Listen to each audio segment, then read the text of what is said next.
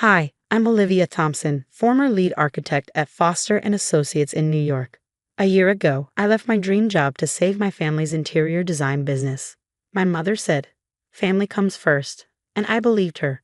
Today, I stood in stunned silence as she handed over the company to my stepsister Kate, fresh out of community college.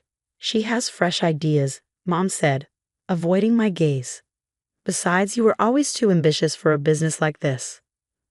Now, I'm staring at my old Foster and Associates ID card, running my thumb over the embossed title, Senior Project Architect.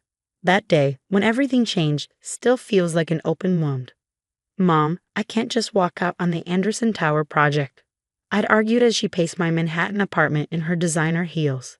"The business your father built is failing, Olivia," she said, her voice trembling. "Thompson Interiors has been in the family for 30 years. Is your career more important than his legacy?" Dad had been gone 5 years, leaving Mom to run the business. When she remarried, Richard brought his daughter Kate into the mix, a girl who had been finding herself through a string of community college courses.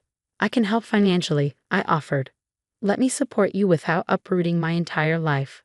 But Mom's pride flared. "We don't need your money. We need you. Your expertise. Your eye for design. Do this for your father."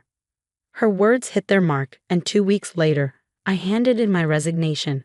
My mentor, Sarah Foster, looked at me like I'd lost my mind. "You're giving up a partnership track," she said gently. "The Anderson Tower could define your career. Are you sure?" I wasn't, but I packed up my desk and left New York for Cedar Grove, population 15,000. When I arrived, Thompson Interiors was a mess. The showroom was dated, the client list dwindling, and the books in chaos. I dove in headfirst, revamping the brand, modernizing operations, and tapping into my professional network. One evening, I spread a series of proposals across Mom's desk.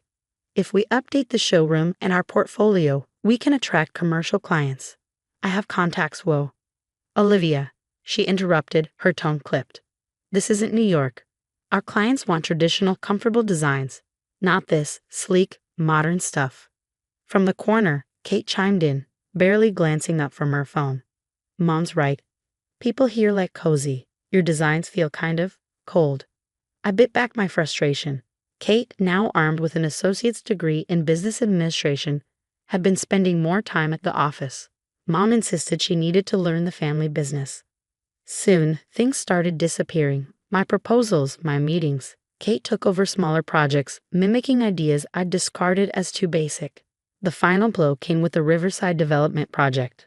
A local developer wanted to turn a warehouse into luxury apartments, a project I poured weeks into. Detailed renderings, material selections, the works. But on presentation day, I arrived to find Mom and Kate already meeting with the clients. My portfolio was gone. Kate was showing them a Pinterest board of farmhouse interiors. "Kate has such a natural eye for our market," Mom gushed. "She really understands what our clients want." I stood frozen in the doorway, clutching my presentation. No one noticed when I left. That night, I confronted Mom. "I spent weeks on that proposal. Why would you let Kate take over?" Mom didn't flinch. "Her vision is more in tune with Cedar Grove. Your designs are beautiful, Olivia, but they don't fit here." I felt my stomach drop. "Then why did you make me leave New York? Why sacrifice my career if you never wanted my help?" She hesitated, fiddling with her wedding ring. "We needed your name, your credentials, for the loan. But now we're stable again, and Kate, well, she connects with our clients." The truth hit like a punch to the gut. I hadn't been brought back to save the business. I'd been used to save it for Kate. As I drove home, my phone buzzed. A text from Sarah Foster read, "Anderson Tower needs fresh eyes. Interested in coming back?" I sat in my car, staring at the message through tears.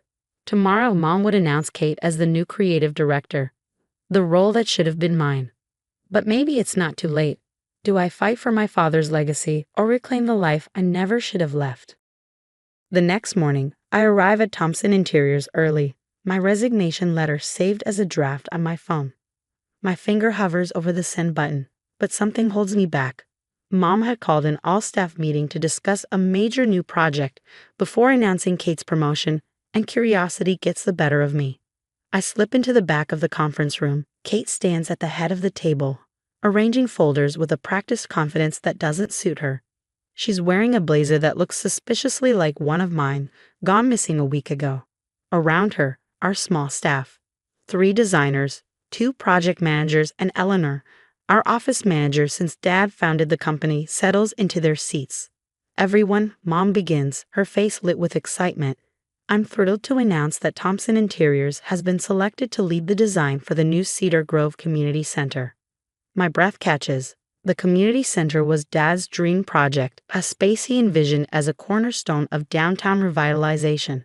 I'd stumbled across his old plans in my first weeks back, and now? Kate will be leading the project, Mom continues, her voice bright with pride. Kate begins passing out folders. She's prepared some preliminary concepts to share. I open the folder in front of me, my stomach twisting. The designs aren't Kate's. They're Dad's. His original layouts and sketches, updated with a new color palette and Kate's name. The audacity makes my hands tremble. Actually, I say, rising from my seat, these are my father's designs. The room falls silent.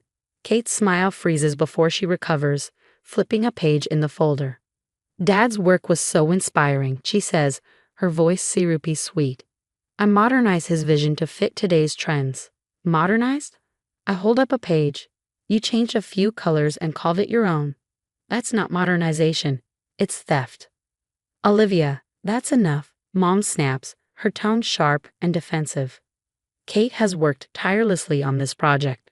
Just because you're jealous, I interrupt, my laugh bitter. This isn't jealousy, Ma. It's about integrity. This is plagiarism, plain and simple. It's a family business, Kate interjects smoothly. Everything here belongs to the family, including Dad's work. Not yet. It doesn't. Eleanor's voice is calm but firm, cutting through the tension. She stands, smoothing her cardigan. Charles left specific instructions for this business's future, and I think it's time Olivia sees them. Mom's face drains of color. Eleanor, she begins, her voice trembling. We discussed this. No, Hannah, Eleanor replies. You discussed. I listened. But I also made a promise to Charles. She motions for me to follow her to her office. There, she unlocks a drawer and pulls out a thick envelope. Your father prepared these before he passed, she says, handing it to me. He wanted you to have them if things ever came to this. I open the envelope, revealing legal documents, a stack of handwritten notes, and several flash drives. One letter stands out, addressed to me in Dad's familiar script. My hands shake as I unfold it. My dearest Olivia, if you're reading this, things haven't gone as I hoped. I know your mother, proud, determined, and sometimes blinded by her ambitions. And I know you, brilliant, capable, with dreams that stretch far beyond Cedar Grove. I'm leaving you the controlling interest in Thompson Interiors. Not because you're my daughter, but because you understand what this business represents: creativity, integrity, and heart. Finish what I started with a community center. Make it better. Make it yours. And remember, this business isn't just about our family name. It's about creating spaces where people's lives unfold. I'm so proud of you, Olivia. More than words can say. All I love. Dad. Tears blur my vision as I fold the letter. He left me controlling interest. I whisper, more to myself than anyone else. Eleanor nods. He trusted you, Olivia. He knew you were the one to carry on his legacy. Behind me, Mom appears in the doorway, her face pale. You can't be serious, she says to Eleanor. Why didn't you tell me about this? Charles made me promise to wait, Eleanor replies. To give everyone a chance to prove themselves. Kate storms in, her composure crumbling. This isn't fair. I've been working so hard. Hard? I snapped, turning to face her. You mean hard at stealing credit? If you want to leave, Kate, then earn it. Stop cutting corners and start doing the work. And if I don't, she challenges, lifting her chin. Then there's the door, I reply, my voice cold. But the community center project, that's mine. I turn to Mom. You used my credentials to save this business. You gave my position to Kate. And now you're asking me to ignore Dad's wishes? No, not anymore. Olivia, Mom starts, but I hold up a hand. Save it. I'm taking over, effective immediately. If you don't like it, you're welcome to leave. Without waiting for a response, I clutch Dad's letter to my chest and walk out, his words echoing in my heart. This time, I won't let anyone take my dreams away. 2 weeks later, I stand in the empty Thompson Interiors showroom, a space still echoing with my father's vision. The air feels heavier without him here, but there's also a strange lightness, a sense of possibility. Mom has taken a leave of absence to process things. Kate has stayed away since the meeting, leaving Eleanor and me to work late nights sorting through Dad's files. Each blueprint and handwritten note reveals not just his plans but his dreams for this company. My phone buzzes. Another message from Sarah Foster, position still open if you want it. Anderson Tower isn't the same without you. I smile faintly, my thumb hovering over the reply button. But instead of answering, I open my laptop and review the email draft for the Cedar Grove City Council. Dear Council members, I'm writing to address the recent concerns about Thompson Interior's proposal for the Community Center project. While the earlier submission was unauthorized, I'm pleased to present the authentic vision for this project, one that respects both my father's original concept and the evolving needs of our community. Eleanor walks in, balancing 2 mugs of coffee. The contractors are here to discuss the showroom renovation, she says, then hesitates. You're doing the right thing, Olivia. Charles would be proud. Thanks, Eleanor. I take a sip of coffee. Have you heard from Mom? She called yesterday, asked if you consider a meeting. Before I can respond, the bell over the door chimes. Kate walks in, clutching a stack of files. She looks different, quieter, smaller, stripped of her usual bravado. Hi, she says hesitantly. I brought these back. She places the files on the counter. And this, my blazer, freshly dry cleaned. I study her, unsure what to say. Why did you do it, Kate? Really? She sighs, sinking into a display chair. Mom always talked about you. Brilliant Olivia, the one who followed in Dad's footsteps. I wanted her to see me that way. For once. By stealing his work. I know it was wrong, she whispers. I got caught up in trying to prove myself. I told myself I was building on a family legacy, but I wasn't. I was just taking shortcuts.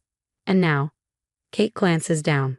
I've withdrawn my application for the community center project, and I've enrolled in design classes at the community college. For real this time. I nod, the tension in my shoulders easing slightly. Good. That's a start. The bell rings again. Mom steps inside, her face drawn and uncertain. Olivia, she begins, faltering when she sees Kate. Oh, I didn't realize.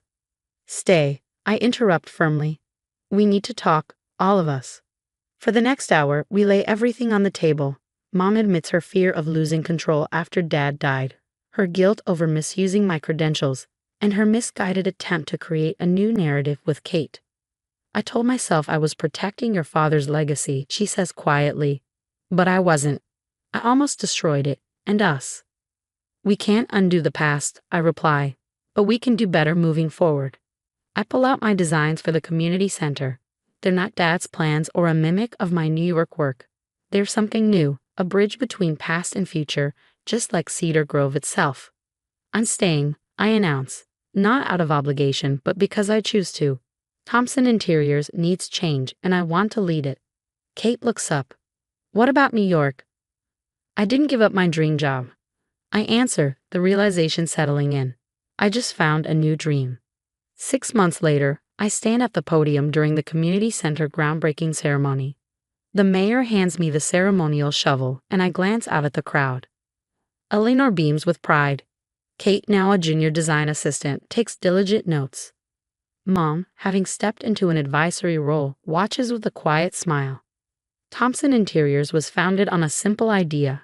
I say, good design isn't just about aesthetics. It's about creating spaces that bring people together, that tell stories, that build community.